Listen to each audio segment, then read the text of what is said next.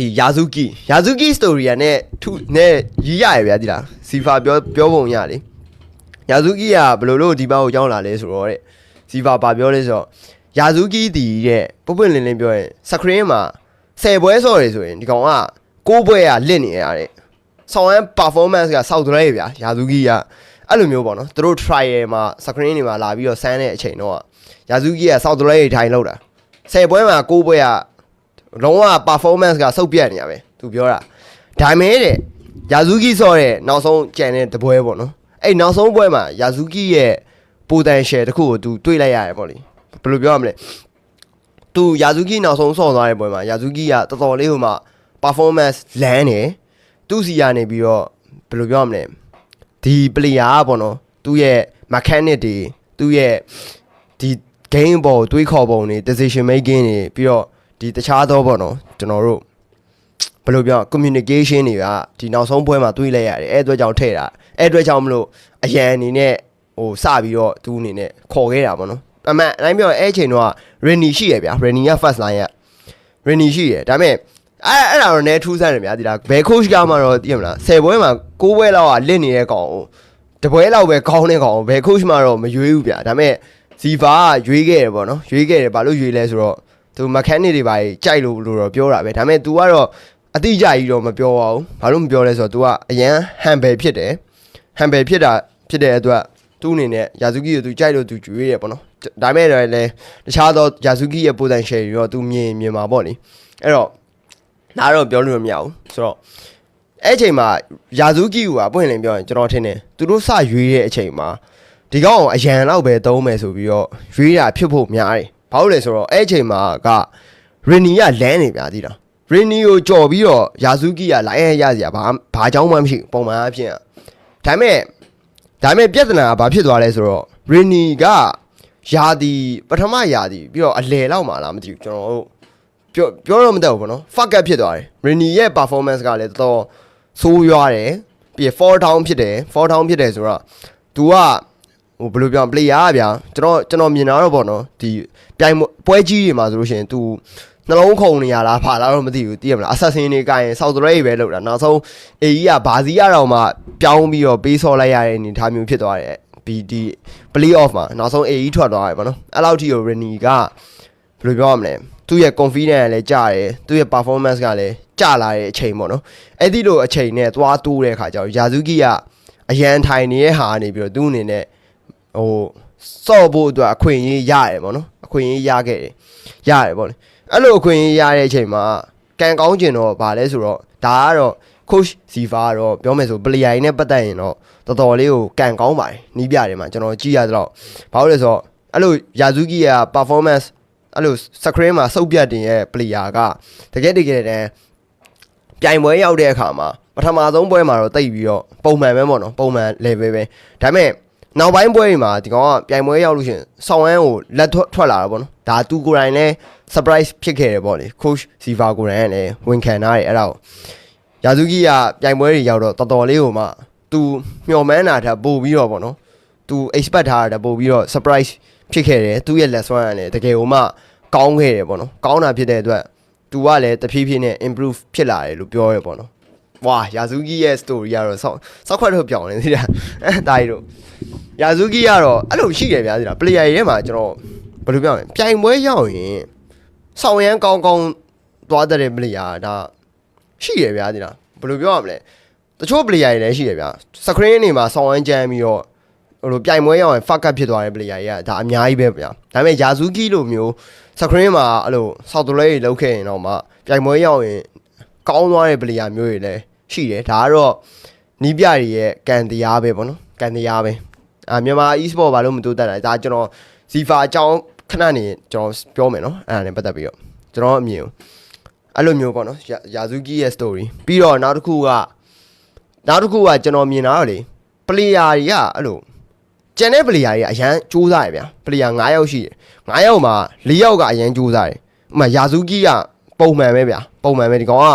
သူ့ကိုပထမဆုံးစားထက်တဲ့ပွဲမှာYazuki ကပုံမှန်လက်ဆွဲပဲဒါပေမဲ့ကျန်တဲ့4ယောက်ကအရန်နိုင်ကျင်စောတွေများတဲ့ခါကျတော့ဒီကျန်တဲ့တယောက်ကပါလိုက်ပြီးတော့စူးစမ်းလာတယ်ဗျာသိလားငါဆောက်တလဲလုံးလို့မရဘူးဆောက်တလဲလုံးရင် ဒီကောင်တွေကိုအားနာဖို့ကောင်းတယ်ပေါ့နော်အဲ့လိုမျိုးအသွေးမျိုးဝင်လာတာလို့လည်းပြောတယ်သူတို့အနေနဲ့အဲ့လိုမျိုးဖြစ်နိုင်တယ်ပေါ့နော်ယာဇူကီကအမှဖြည်းဖြည်းချင်းကောင်းလာပေါ့နော်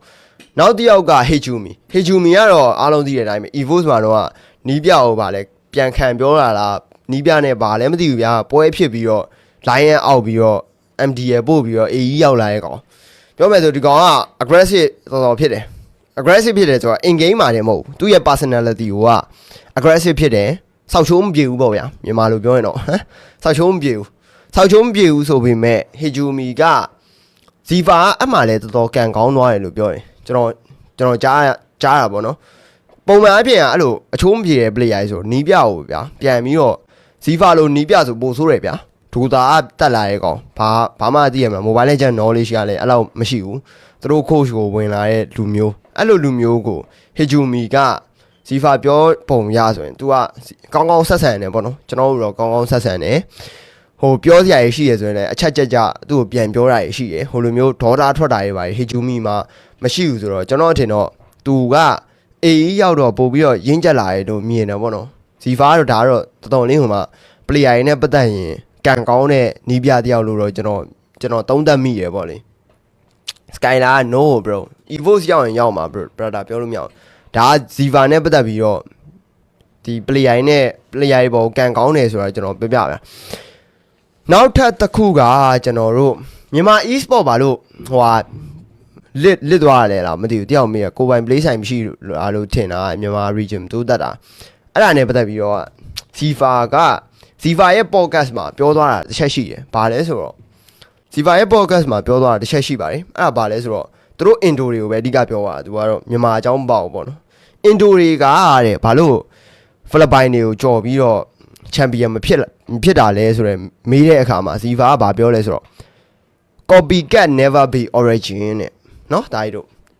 intro တွေဒီအများရန် PhD ရဲ့ meta ကိုလိုက်ပြီးတော့ copy ဆော့တယ်ဖိလစ်ပိုင်တွေဘယ်လိုဆော့လဲဆော့တဲ့ဟာကိုလိုက်သုံးတယ်ဥပမာဖိလစ်ပိုင်တွေကဘာစီးရသုံးတယ်ဆိုငါတို့လိုက်သုံးလိုက်မယ်ကွာဆိုပြီးတော့အများရန်ပေါ့နော်အဲ့လိုလုံးနေရှိတယ်ကိုပိုင် meta တစ်ခုဒါတွေကို create လုပ်ဖို့ explore လုပ်ဖို့မကြိုးစားဘူးပေါ့လေ Indo တွေကကျွန်တော်မြန်မာမှာလည်း